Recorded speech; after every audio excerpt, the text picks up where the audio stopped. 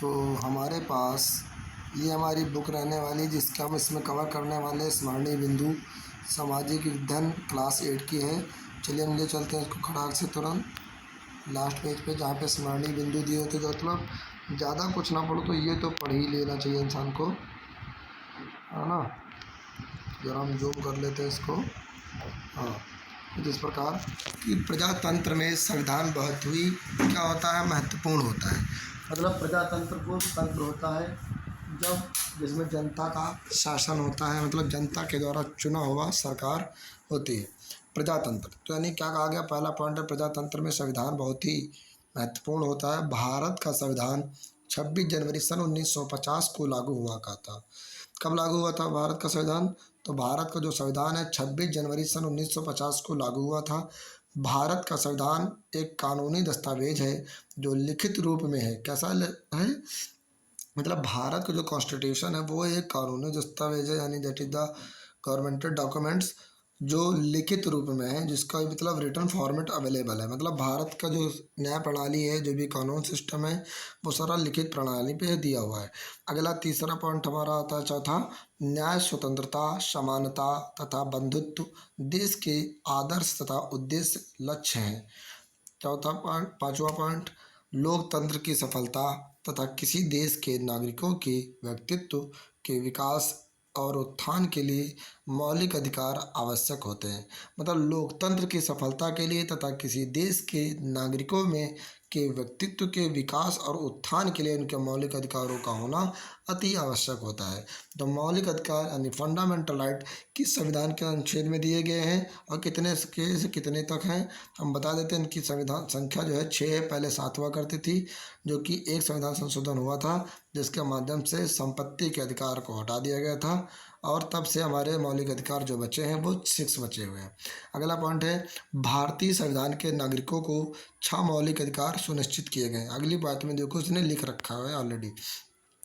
समानता के अधिकार में 3 प्रकार की समानताएं दी गई। मतलब कि भारत में रहने वाले सभी व्यक्तियों को समानता का अधिकार प्राप्त है। अनुच्छेद 14 के तहत समानता का अधिकार आता है, जो कि कौन कौन सी समानता? नंबर 1 कानूनी, नागरिक तथा सामाजिक सम्मिलित है। अगली बात करूंगा मैं, नागरिकों को किसी भी धर्म को अपनाने तथा प्रचार करने की स्वतंत्रता है। मतलब कि भारत में रहने वाला व्यक्ति किसी भी धर्म को अपना सकता है और अपने धर्म को प्रचार प्रसार कर सकता है। वो किसी उस धर्म में जन्म लिया हो या ना लिया हो, फिर भी वो किसी भी धर्म को अपनाने की स्वतंत्रता है और उसको प्रचार करने की भी स्वतंत्रता है। अगला करेंगे शोषण के विरुद्ध अधिकार। स्त्रियों व बच्चों की शोषण से रक्षा करता है। शोषण के विरुद्ध अधिकार अनुच्छेद किस अनुच्छेद के अंतर्गत आता है, ये आप लोग बताएंगे। मैं बता दूं कि शोषण के विरुद्ध अधिकार मतलब आपका कोई भी भारत के अंदर शोषण नहीं कर सकता। किसका नहीं कर सकता है? स्त्रियों का और बच्चों का शोषण से रक्षा करता है, शोषण के विरुद्ध अधिकार। सन 1976 में 42वें संविधान संशोधन के द्वारा संविधान में 10 मौलिक कर्तव्यों को जोड़ा गया। मौलिक कर्तव्य वो होते हैं जो कि मतलब फंडामेंटल ड्यूटी कहलाती हैं। आप इनको करना चाहें या मानना चाहें या ना मानें, ये इसके लिए सरकार आपको बाध्य नहीं कर सकती। लेकिन आप अगर इनको पढ़ें तो 42वें संविधान संशोधन सन 1976 में 10 मौलिक कर्तव्य को जोड़ा गया था। किस संविधान संशोधन के द्वारा? तो 42वां संविधान संशोधन के द्वारा। कब जोड़ा गया? सन 1976 में। ठीक है। पिछड़े वर्गों के लिए संविधान में अनेक प्रावधान किए गए हैं। पिछड़े वर्ग जो कि ओबीसी कैटेगरी के अंतर्गत आते हैं, तो ये बताया गया कि उनके वर्गों के लिए क्या उनके संविधान में उत्थान के लिए संविधान में बहुत सारे प्रावधान करे गए हैं।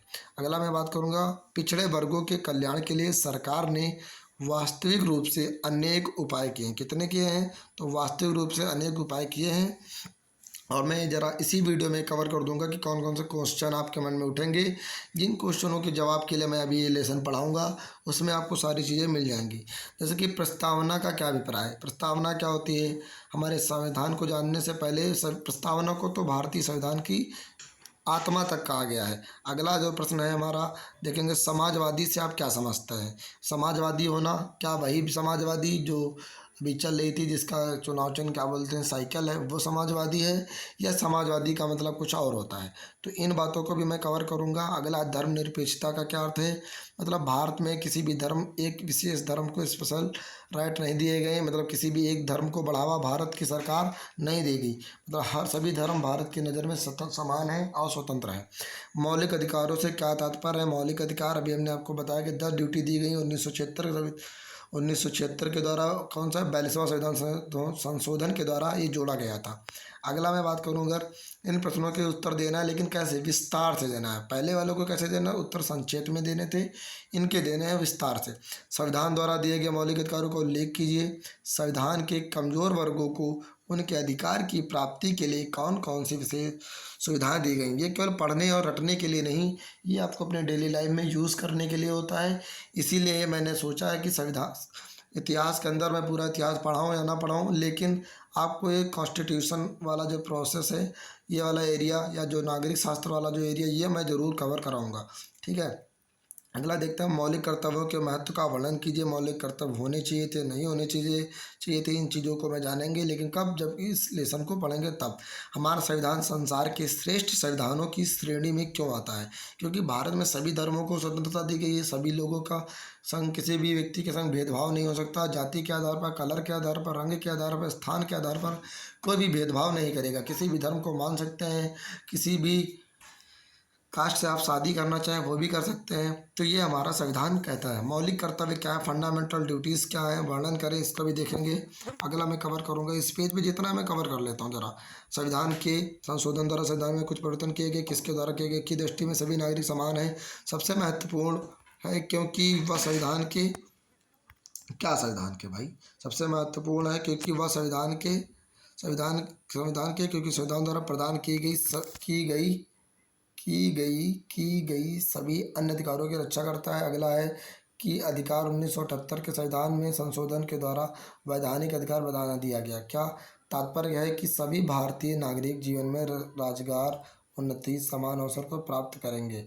ठीक है, ये सारा जानेंगे। अगली मैं ज़रा वीडियो को ज़रा संकुचित करता हूँ। संकुचित का ज़रा पहले इसको तो इरेज कर लूँ मेरे ज़रा, है ना, ये इरेज हो जाता है हमारा। ज़रा इरेजर को अगर मैं बड़ा करूँ, साइज इसकी बढ़ जाती तो बढ़िया था। 1 मिनट।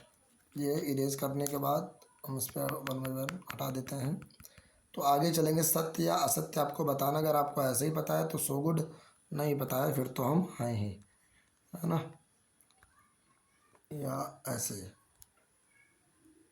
Sorry 1 minute. हाँ, तो यहाँ पे हम देख पा रहे हैं, सत्य असत्य करना, क्या करना है? प्रस्तावना संविधान का परिचय है। प्रस्तावना संविधान का परिचय। सत्य या असत्य? हाँ, तो सत्य है। गणतंत्र वह राज्य है जिसमें राज्य का प्रधान वंशानुगत शासक होता है। ये गलत होता है, वंशानुगत नहीं। गणतंत्र वो होता है जहाँ पे वहाँ की सरकार को चुनने का अधिकार वहाँ की जनता को होता है। अगला मैं बात करूँगा, भारतीय संविधान में 1976 में संशोधन किया गया था। हाँ, संविधान में संशोधन तो किया गया था। अभी हमने आपको पढ़ा था 42वां संविधान संशोधन सन 1976 में किया गया था, जिसके द्वारा भारतीय संविधान में 10 मौलिक कर्तव्यों को जोड़ा गया था। ठीक, अगला मैं बताऊँगा, धार्मिक स्वतंत्रता का अधिकार। आपातकाल के दौरान अस्थायी रूप से निलंबित किया जा सकता है कि नहीं, ये देखना पड़ेगा। आपको पढ़ाएंगे तब बताएंगे। संविधान के अनुच्छेद 18 के तहत अस्पृश्यता एक दंडनीय अपराध। हाँ, छुआछूत को रोक किया गया है। जैसे निम्न कास्ट के संग पहले भेदभाव होता था, अब वैसा नहीं कर सकते, क्योंकि आर्टिकल 18 कहता है कि छुआछूत को विरोध करता है। ये हमारी बात दिया गया। परियोजना कार्य या क्रियाकलाप ये बच्चों को करना होगा। क्या करना है?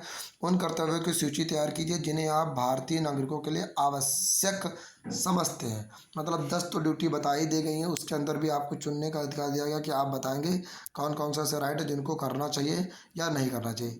अपनी वीडियो को मैं शायद यहीं पे विराम दे दूँ, ज़रा मिनिमाइज करते हुए। ये हमारे इसके स्मरणीय बिंदु थे, ख़त्म कर दिया। अभ्यास पुस्तिका भी बता दी है। तो इसी वीडियो से आप लोग क्वेश्चन वगैरह लिख लेंगे, आंसर जो हम बाद में कराएंगे, और लेसन भी हम पढ़ाएंगे नेक्स्ट वीडियो में।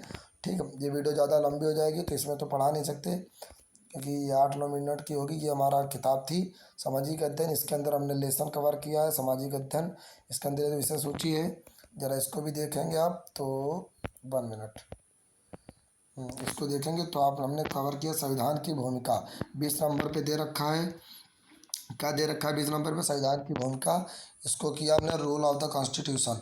ठीक, इन चीज़ों को कर लिया तो अब इसको मिटा देते हैं हम, और वीडियो को अपनी यहीं पे विराम देंगे और मिलते हैं नेक्स्ट वीडियो के साथ। तब तक के लिए देखिए इस वीडियो को, जो कमी लगती है वो आप बताइए, आपके विचार, आपकी कमियां पे हम देख करके ज़रूर सुधार करेंगे। प्लीज़, थैंक यू, धन्यवाद, थैंक्स फॉर वॉचिंग।